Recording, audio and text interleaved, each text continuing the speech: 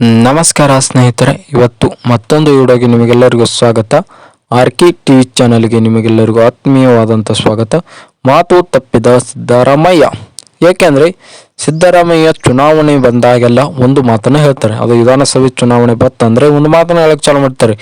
ಏಕೆಪ್ಪ ಅಂದರೆ ಇದು ನನ್ನ ಕೊನೆಯ ಚುನಾವಣೆ ಅಂಥೇಳಿ ಸಿದ್ದರಾಮಯ್ಯನವರು 2023ರಲ್ಲಿ ಘೋಷಣೆ ಮಾಡಿದ್ದಾರೆ. ಆದರೆ ಇದಕ್ಕಿಂತ ಮೊದಲು ಸಹಿತ ಅವರು ಇದನ್ನೊಂದು ಕೊನೆಯ ಚುನಾವಣೆ ಅಂತೇಳಿ ಘೋಷಿಸಿಕೊಂಡಿದ್ದಾರೆ. ಅದು ಯಾವ ವರ್ಷದಲ್ಲಿಪ್ಪ ಅಂದರೆ 2013ರಲ್ಲಿ. ಆಗ ಆ ಚುನಾವಣೆಯಲ್ಲಿ ಮೊದಲ ಬಾರಿಗೆ ಸಿದ್ದರಾಮಯ್ಯನವರು ನನ್ನ ಕೊನೆಯ ಚುನಾವಣೆ ಅಂಥೇಳಿ ಘೋಷಿಸಿಕೊಂಡಿದ್ದರು. ಆಗ ಅವರು ವಿರೋಧ ಪಕ್ಷದ ನಾಯಕರಾಗಿ ಆ ಚುನಾವಣೆಯನ್ನು ಎದುರಿಸಿದರು. ಹಾಗಾಗಿ ಇದು ನನ್ನ 2013ರ ಕೊನೆಯ ಚುನಾವಣೆ ಅಂತೇಳಿ ಘೋಷಿಸಿಕೊಂಡು ಆಗ ಅವರು ಮೈಸೂರಿನ ವರುಣಾ ಕ್ಷೇತ್ರದಿಂದ ಸ್ಪರ್ಧೆಯನ್ನು ಮಾಡಿದ್ದರು. ಆಗ ಬರೋಬ್ಬರಿ ಕರ್ನಾಟಕ ರಾಜ್ಯದ ಎರಡನೇ ಅಲ್ಲ 23ನೇ CM ಆಗಿ ಪ್ರಮಾಣ ವಚನವನ್ನು ಸ್ವೀಕಾರ ಮಾಡಿದರು.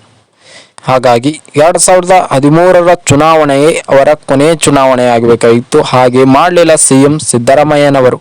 ಆಗ 2018ರ ಚುನಾವಣೆಗೆ ನಿಂತರು. ಆಗ ಮಾಧ್ಯಮ ಮಿತ್ರರು ಕೇಳಿದಂಥ ಪ್ರಶ್ನೆಗೆ CM ಸಿದ್ದರಾಮಯ್ಯ ಏನಂತ ಉತ್ತರ ಕೊಟ್ಟಿದ್ದರು.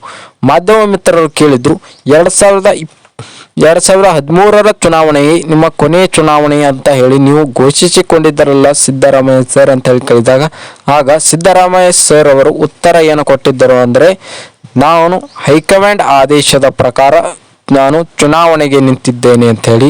ಯಾಕೆಪ್ಪ ಅಂದರೆ 5 ವರ್ಷಗಳ ಕಾಲ CM ಆಗಿ ಜವಾಬ್ದಾರಿಯನ್ನು ತೆಗೆದುಕೊಂಡಂಥ ನೀವು ಈ ಒಂದು ಬಾರಿ ಚುನಾವಣೆಗೆ ನಿಂತು ಮತ್ತೆ ನಮ್ಮ ಸರ್ಕಾರವನ್ನು ಅಧಿಕಾರಕ್ಕೆ ತಗೊಂಬರಲು ನೀವು ಜವಾಬ್ದಾರಿಯನ್ನು ತೆಗೆದುಕೊಳ್ಬೇಕು ಅಂತೇಳಿ ಹೈಕಮಾಂಡ್ ನನಗೆ ಆದೇಶವನ್ನು ಮಾಡಿದೆ ಅಂತ ಹೇಳಿದರು. ಹಾಗಾಗಿ ಅವರ ಮಗನಿಗೆ ಆದಂಥ ಯತೀಂದ್ರ ಅವರಿಗೆ ವರುಣಾ ಕ್ಷೇತ್ರವನ್ನು ಬಿಟ್ಟುಕೊಟ್ಟು ಅವರು 2 ಕ್ಷೇತ್ರಗಳಲ್ಲಿ ಸ್ಪರ್ಧೆಯನ್ನು ಮಾಡಿ ಒಂದು ಕ್ಷೇತ್ರದಲ್ಲಿ ಸೋಲನ್ನು ಕಂಡು ಮತ್ತೊಂದು ಕ್ಷೇತ್ರದಲ್ಲಿ ಗೆಲುವನ್ನು ಕಂಡಿದ್ದರು. ಅವರು ಯಾವ ಕ್ಷೇತ್ರದಲ್ಲಿ ಸೋಲನ್ನು ಕಂಡ್ರು ಮತ್ತು ಯಾವ ಕ್ಷೇತ್ರದಲ್ಲಿ ಗೆಲುವನ್ನು ಕಂಡ್ರು ಆದರೆ ಚಾಮುಂಡಿಯಲ್ಲಿ ಸೋಲನ್ನು ಕಂಡು ಬಾದಾಮಿಯಲ್ಲಿ ಬಹಳ ಕಡಿಮೆ ಅಂತರದಿಂದ ಗೆದ್ದರು CM ಸಿದ್ದರಾಮಯ್ಯ. CM ಆಗಿದ್ದು ಕೂಡ ಬಹಳ ಕಡಿಮೆ ಅಂತರದಿಂದ ಗೆದ್ದಿದ್ದಾರೆ ಅಂಥೇಳಿ ಅವರಿಗೆ ಬಹಳ ಮುಜುಗರಗೊಂಡಿತು. ಆಗ 2018ರಲ್ಲಿ ಅವರು ಒಂದು ಮಾತನ್ನು ಹೇಳಿದರು, 2023ರ ಚುನಾವಣೆಗೆ ನೀವು ನಿಲ್ಲೋದಿಲ್ಲ ಅಂತ ಹೇಳಿ ಮಾಧ್ಯಮ ಮಿತ್ರರು ಕೇಳಿದಾಗ ಆಗ 2023ರಲ್ಲಿ ನನಗೆ 75 ವರ್ಷವಾಗಿರುತ್ತದೆ.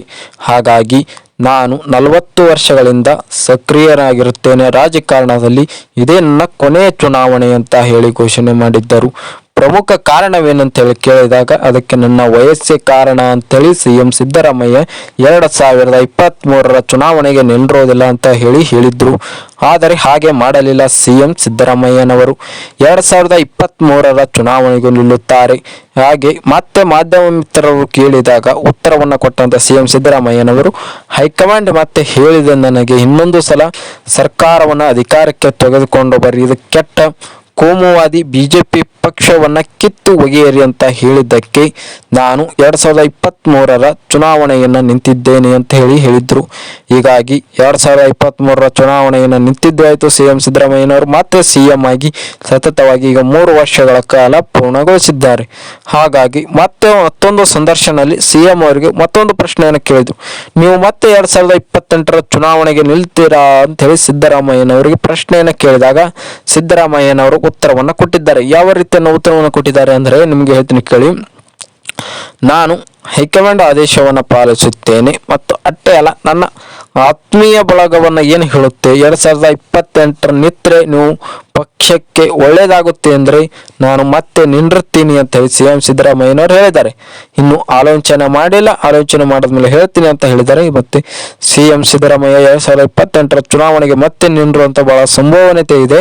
ಹಾಗಾಗಿ ನೋಡಬೇಕು, DK ಶಿವಕುಮಾರ್ ಅವರು ಸಹಿತ ಮುಖ್ಯಮಂತ್ರಿ ಆಗಬೇಕು ಅನ್ನೋದು ಅವ್ರ ಕನಸಿದೆ. ನೋಡ್ಬೇಕು. ಇನ್ನು ಹೈಕಮಾಂಡ್ ಯಾವ ರೀತಿ ನಿರ್ಧಾರವನ್ನು ತೆಗೆದುಕೊಳ್ಳುತ್ತೆ ಅದರ ಮೇಲೆ ಡಿಪೆಂಡ್ ಇರುತ್ತೆ. ಮಾತು ತಪ್ಪಿದ ಸಿದ್ದರಾಮಯ್ಯ ಅನ್ನೋ ಪ್ರಶ್ನೆಗೆ ನಿಮಗೆ ಉತ್ತರವನ್ನು ಸಿಕ್ಕಿದೆ ಅಂತ ಹೇಳ್ತೀನಿ. 2013ರಲ್ಲಿ ಅವರ ಕೊನೆ ಚುನಾವಣೆ ಅಂತ ಹೇಳಿದ್ರು. 2018 ನಿಂತರು, 2023 ಸಹಿತ ನಿಂತರು. 2 ಚುನಾವಣೆ ಬರೋಬ್ಬರಿ 13 ವರ್ಷ ಆಯ್ತು. ಇನ್ನು 2 ವರ್ಷ ಆದ್ರೆ 15 ವರ್ಷಗಳ ಕಾಲ, 10 ವರ್ಷಗಳ ಕಾಲ ರಾಜ್ಯದ ಸಿಎಂ ಆಗಿ ಸಿದ್ದರಾಮಯ್ಯ 10 ವರ್ಷಗಳ ಕಾಲ ರಾಜ್ಯದ ಸಿಎಂ ಆಗಿ ಅವರ ದಾಖಲೆಯನ್ನು ಬರೆಯುತ್ತಾರೆ. ಈ ಒಂದು ವಿಡಿಯೋವನ್ನು ಮುಗಿಸ್ತಾ ಇದ್ದಾರೆ. ನಮಸ್ಕಾರ ಸ್ನೇಹಿತರೆ.